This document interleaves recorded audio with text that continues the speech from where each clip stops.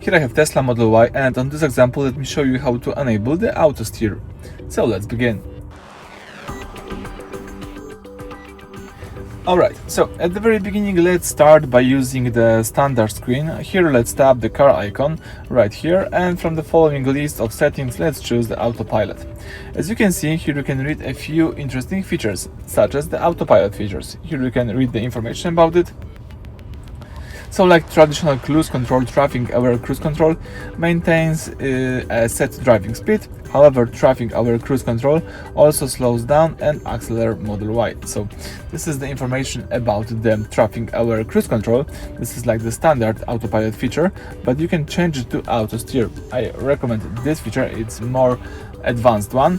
Here we've got instructions how to activate the AutoSteer. So it's really simple. All you need to do, as you can see, is pull down this trigger right here, and then if you pull down the trigger, you can here adjust the distance by using this switcher and also change the speed right here. Alright, let's go back to the screen and read more instructions and information about the following feature. So AutoSteer is designed for use on highways that have a center divider, clear line markings and non-cross traffic. It should not be used on highways that have very sharp turns or line markings that are absent, faded or ambiguous. Please use it only if you pay attention to the road, keep your hands on the steering wheel and be prepared to take over at any time.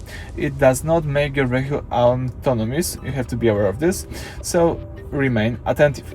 When enabled, cabin camera is used to detect driver attentiveness. Cabin camera images are not shared with Tesla unless you open to it. So let's be aware of this, and if you are open to the AutoSteer and you would like to use it, please tap here yes. And as you can see, just turn your Autopilot to AutoSteer.